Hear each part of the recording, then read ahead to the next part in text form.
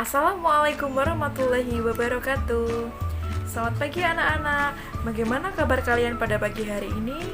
Semoga semuanya dalam keadaan sehat walafiat. Anak-anak, meskipun kalian berada di rumah, jangan lupa untuk tetap patuhi protokol kesehatan ya, seperti memakai masker, mencuci tangan, dan menjaga jarak. Meskipun kita harus belajar di rumah, kita harus tetap semangat belajar. Sudah siap menerima materi pembelajaran dari Bu Meis pada pagi hari ini? Yuk kita simak videonya.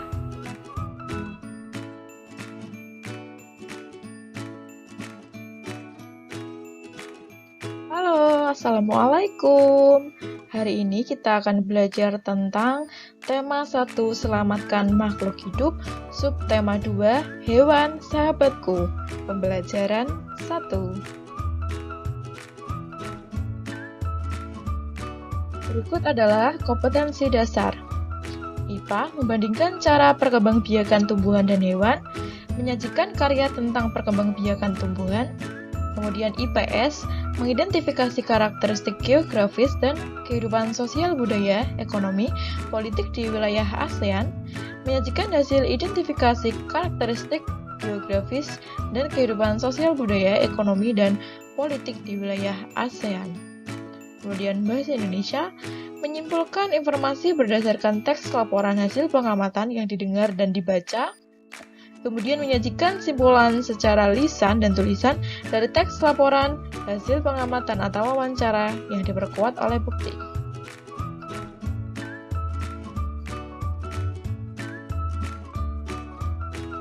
Coba sekarang kalian amati gambar makhluk hidup berikut ini.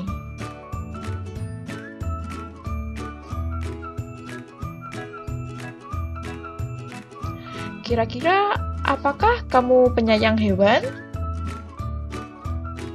Lalu bagaimana ya cara hewan berkembang biak? Penasaran kan? Ayo kita pelajari.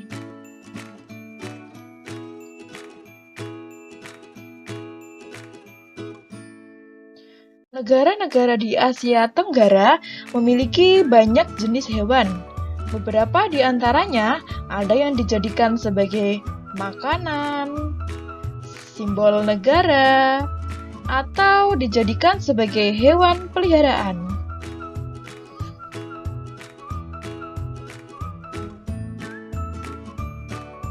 Gajah putih. Gajah putih dianggap suci oleh beberapa negara di Asia Tenggara, seperti Myanmar, Kamboja, dan Thailand. Menjaga gajah putih adalah usaha yang sangat mahal, karena pemiliknya harus menyediakan makanan khusus untuk gajah.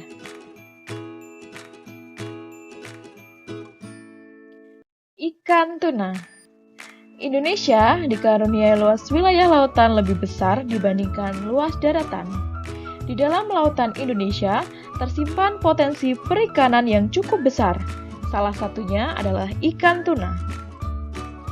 Ikan tuna adalah salah satu ikan yang paling banyak dicari di negara lain, seperti Jepang, Amerika Serikat, dan Uni Eropa.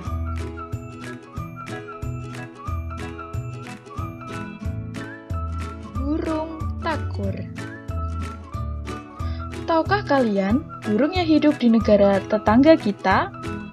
Burung takur dahan hidup di Malaysia. Hewan ini termasuk hewan yang dilindungi negara.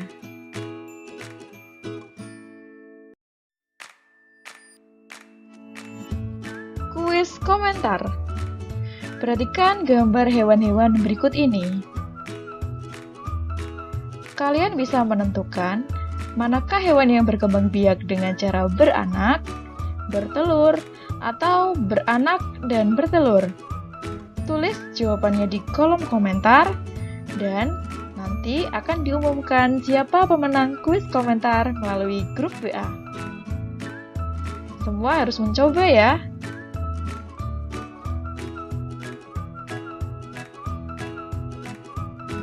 Sekarang kita akan membahas tentang perkembangbiakan hewan. Perkembangbiakan hewan dibagi menjadi 3, ovipar, vivipar, dan ovovivipar. Sekali lagi, ovipar, vivipar, dan ovovivipar.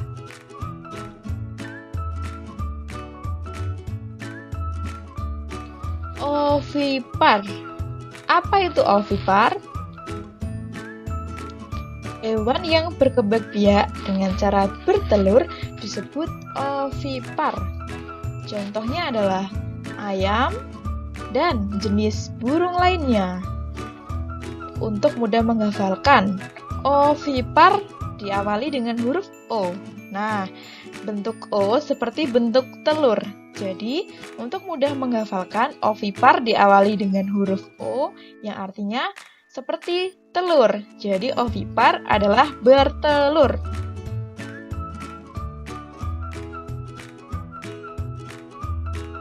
Vivipar. Apa itu vivipar? Hewan yang berkembang biak dengan cara melahirkan disebut vivipar. Contohnya sapi, kucing, dan gajah. Vivipar diawali dengan huruf V. V artinya terbuka. Jadi, vivipar melahirkan.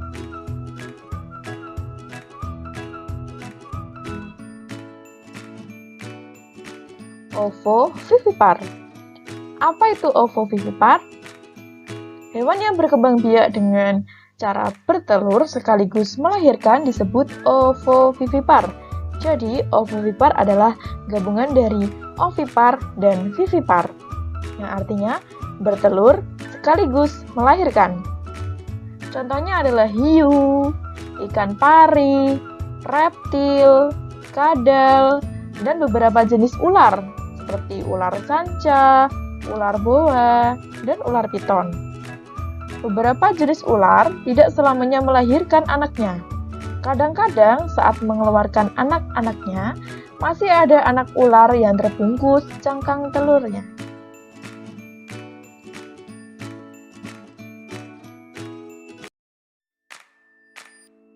Kondisi geografis Asia Tenggara membantu penduduknya memanfaatkan hewan dalam kehidupan sehari-hari. Ikan banyak dijual dan dikonsumsi. Hewan ternak banyak yang dijual di dalam negeri, bahkan sampai ada yang mengekspornya ke luar negeri. Kalian bisa belajar banyak mengenai kegiatan ekonomi di kawasan Asia Tenggara terkait kondisi geografisnya.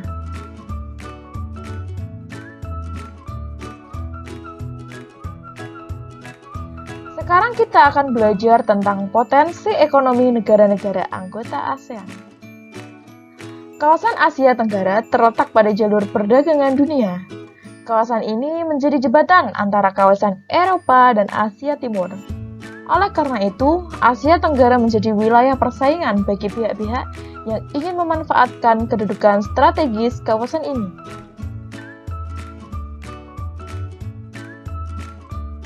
Brunei Darussalam. Negara ini terkenal dengan kekuatan sumber daya alam berupa minyak bumi dan gas alam.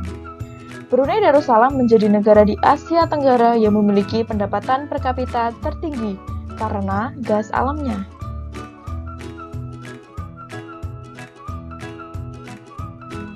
Filipina. Filipina adalah sebuah negara kepulauan yang mata pencaharian sebagian besar penduduknya adalah di bidang pertanian. Beberapa produk unggulan hasil pertaniannya diekspor ke berbagai negara, seperti nanas, padi, kelapa, dan gula.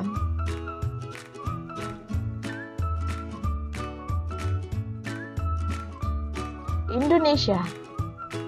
Indonesia memiliki ragam sumber daya alam yang sangat kaya. Saat ini, Indonesia mengekspor minyak dan gas bumi, tekstil, dan produk-produk dari kayu. Pertambangan menjadi salah satu pintu masuk para pengusaha mancanegara ke Indonesia. Selain itu, keindahan alam Indonesia pun merupakan daya tarik yang menjadi sumber devisa negara pada sektor pariwisata.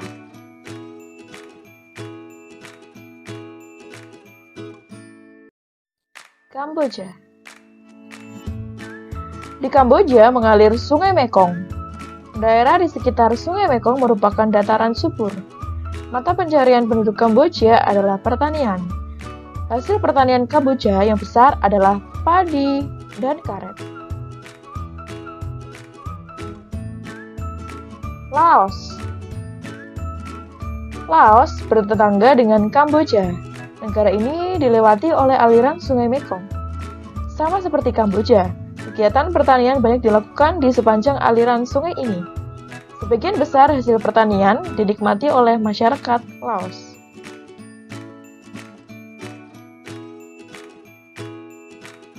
Malaysia. Kegiatan utama penduduk Malaysia adalah di bidang pertanian, pertambangan, dan perindustrian. Produk dari kayu, minyak sawit, karet, tekstil, sepatu, dan bahan-bahan kimia diperdagangkan di dunia internasional.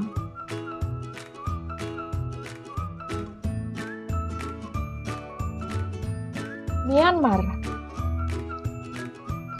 Mata pencarian utama penduduk Myanmar adalah pertanian, perkebunan, dan pertambangan. Padi merupakan hasil utama dari pertanian di sana. Myanmar merupakan salah satu negara penghasil padi terbesar di Asia Tenggara. Singapura. Singapura merupakan negara paling maju di kawasan ASEAN. Letak Singapura yang sangat strategis, saat ini Singapura menjadi negara transit teramai di Asia.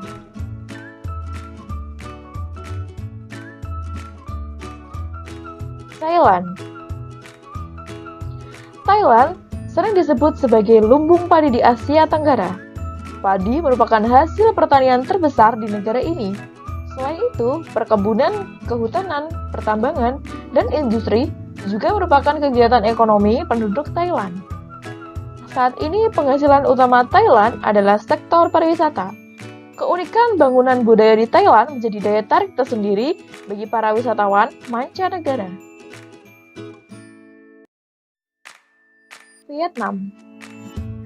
Setelah pulih dari Perang Vietnam, negara ini mulai berkembang di berbagai sektor perekonomiannya. Wisata dan turisme mendukung perkembangan ekonomi. Bidang pendukung lainnya seperti usaha jasa di bidang perhotelan, restoran, serta transportasi juga berkembang pesat.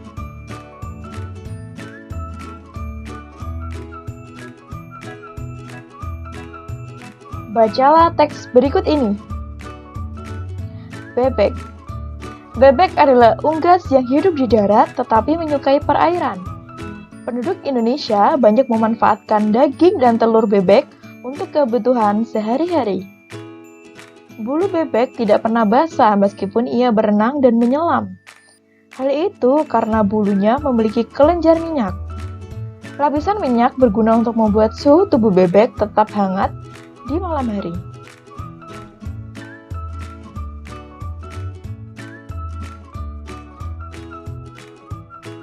Pada paragraf 1, bebek adalah unggas yang hidup di darat tetapi menyukai perairan. Penduduk Indonesia banyak memanfaatkan daging dan telur bebek untuk kebutuhan sehari-hari. Nah, di sini ayo kita mencari ide pokok dan kesimpulan dari paragraf yang pertama. Berdasarkan paragraf yang pertama, diketahui ide pokoknya adalah bebek adalah unggas yang bermanfaat. Kemudian, kita cari kesimpulannya.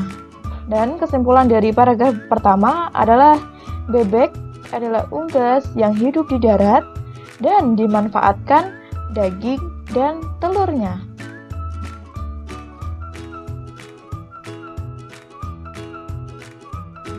Sekarang, tugas kalian pada paragraf 2 mencari ide pokok dan kesimpulan.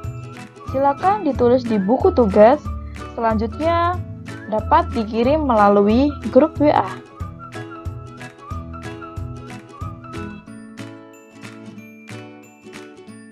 Demikian pembelajaran pada pagi hari ini. Semoga bermanfaat. Tetap semangat belajar dan sampai jumpa di video selanjutnya. Assalamualaikum warahmatullahi wabarakatuh.